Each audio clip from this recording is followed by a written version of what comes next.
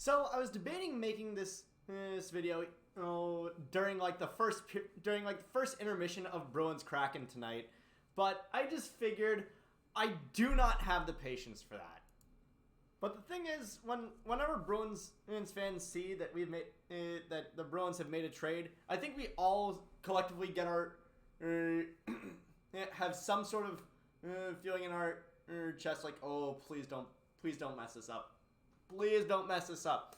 So, let me give you the good news and the bad news firsthand. Good news, we made a good trade. Bad news, it was not for Jacob Chikrin. I'm slouching down so that you all can see this. So, this is a 3-team trade between the Washington Capitals, the Boston Bruins, and the Minnesota Wild. The Washington Capitals in this trade receive Bruins right winger Craig Smith, Bruins 2023 first round pick, their 2025 second round pick, and a 2024 third round pick. And the Bruins in return get defenseman Dmitry Orlov and right winger Garnet Hathaway. And Minnesota in this gives up the rights to prospect Andrei Svetlakov, but they receive Boston's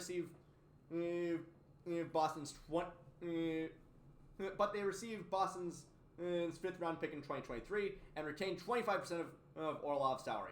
Bruins retain 50% of it and get the rights to Svetlakov.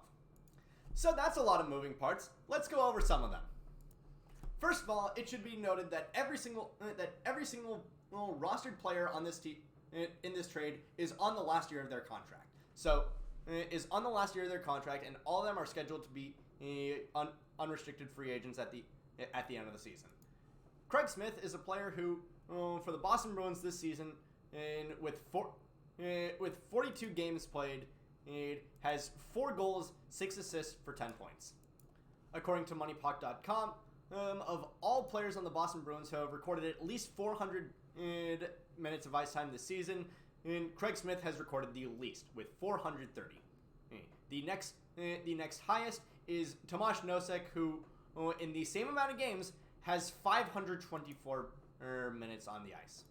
That, I think, should tell you just what the Bruins are giving up in this in terms of a rostered player. As for Orlov and Hathaway, Orlov they have ranked 6th and 13th on the Capitals with 977 minutes and 714 minutes respectively. So whoever the Bruins are getting in this trade, they are getting players that are at least recording more ice time than freaking Craig Smith. Orlov, it seems by the ice time being the fourth most seen player on the being the fourth most seen defenseman on the Capitals this season, behind Trevor Van Riemsdyk, Eric Gustafsson, and Nick Jensen. He's typically a second pair defenseman. So Craig Smith with 42 games has 10 points, 4 goals, 6 assists. Let's see the guy who's basically becoming his replacement on the fourth line, Garnet Hathaway. In 59 games so far this season, he has recorded 9 goals, 7 assists for 16 points, and is the 13th most played forward on the team. Sorry, not most played 13th most played forward on the team. The 13th most played player on the team. For a guy that's supposed to be on the bottom on the bottom 6, those aren't bad stats. Those are about where guys like Greer, Foligno, about where those guys are on our team right now. Orlov, on the other hand, through 43 games, has 3 goals, 16 assists for 19 points. So he's been more efficient, but has been dinged up for a bit. Now, I remember when this trade broke, that the first thing that everybody said was that the trade was those 2 players from Washington for Smith with Jacob Zaboral and Connor Clifton. And I have to be honest, if it was that, I would have been very upset. And here's why.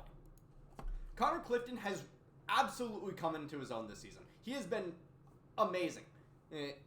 Actually, I don't want to say amazing, but like for a third pair defenseman, I don't know how much better you're gonna get than him right now. He's absolutely been a guy who, if he's not gonna sniff out a puck, he's gonna sniff out a hit, and as evidenced by the fact that he's led the Bruins in hits this season, and he's just been a fantastic and he's been better at puck possession. He's been better at pretty much everything that the Bruins have needed him to be better at. And for Zaboral, well, I mean, yeah, this season disappointing for him. But at the same time, I feel like you could still get use out of him as a seventh defenseman. Smith, I don't know what you're gonna do with him. I really don't know what you're gonna do with him. You could just as easily bring up Chris Wagner, and it would be absolutely the same. The only difference is it wouldn't cost $4.3 million against your salary cap, and that's the main thing here.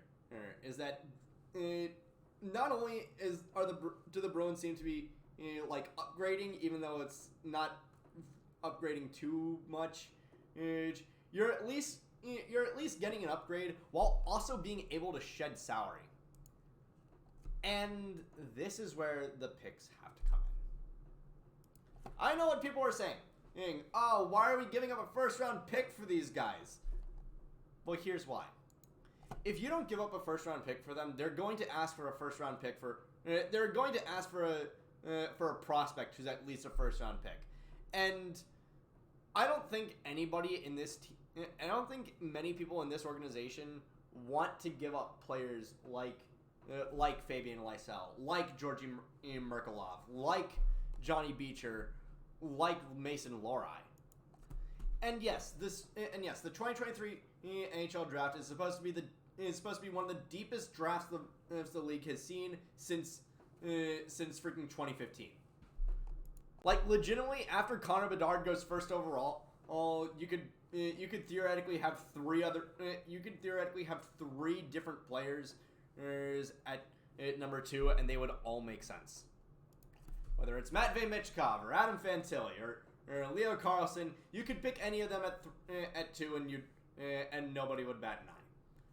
So why does giving up a first round pick in this draft not matter so much, even if this is supposed to be a very deep draft? I don't want to jinx the Bruins. I really don't want to jinx the Bruins. But the way things are trending right now, the Bruins' first round pick is going to be somewhere in the high 20s to low 30s. What I'm saying is the Bruins' first round pick this year is going to be a glorified second round pick. It's not going to be too much. As for the 5th round pick we gave to Minnesota, they can have it. They can have it. What's the worst thing that can happen?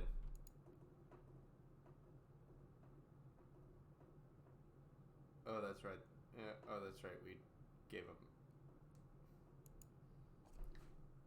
Not me remembering while I was saying that we gave up the 5th round pick in 2015 that turned into Kirill Kaprizov.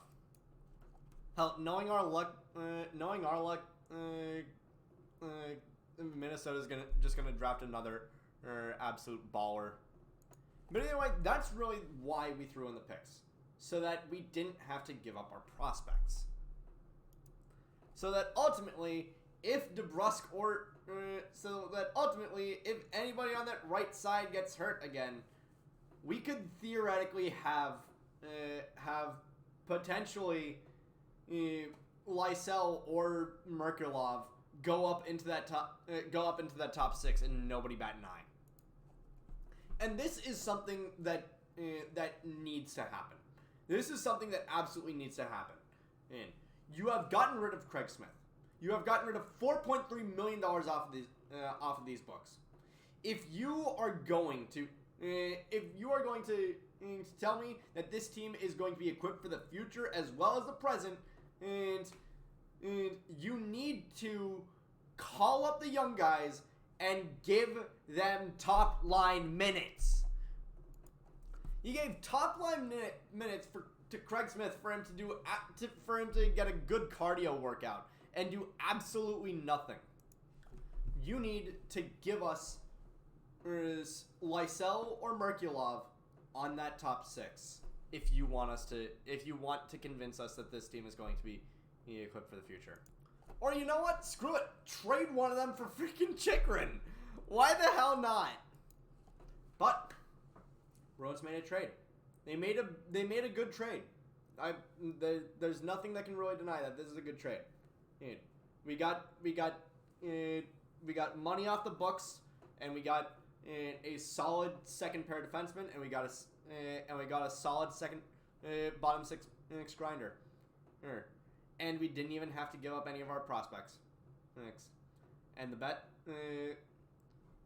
and above all, Dmitry Orlov, in his first game with the Bruins, will be the first Russian player to be on the Bruins since Alexander Koklachev in 2015-2016, after playing just 5 games for the Bruins. You know, it's funny. That dude played 9 games in the NHL, recorded 0 goals, 0 assists, 0 points, and 2 penalty minutes. Either way, that is gonna do it for me for right now. But before I go, I just want to say one thing. I just want to say one thing, heart to heart. This past week has been bad. This past week has been pretty bad for my mental health. I went to Boston, had the worst anxiety attack of my life. The very next day, I thought I was sick. It's been hard for me to sleep. It's been hard for me to sleep. It's been hard for me to focus. It's been hard for me to do anything but feel like crap. But I'm trying to do better. I'm trying to do better for me and for all of you. This isn't me trying to Superman myself and just rah rah rah push through. Oh, don't worry about your everything else going around you. Just keep doing the work. No, I'm keeping myself in check. I'm trying to balance my output here on YouTube and and everything else going on in my life. And I hope that I've been doing well. I hope that I've been putting out content that you guys want to see. And I hope that you guys have been able to tolerate me for as much as you have. But I want you all to take this out of today. Just stop. Just stop for a second. Take a deep breath in. Let it out slowly. Take a moment to take in the scenery around you. And try to find something good in it. You know, everything in this world seems scary. I mean, we've had several train derailments that have launched horrible toxic chemicals into the sky.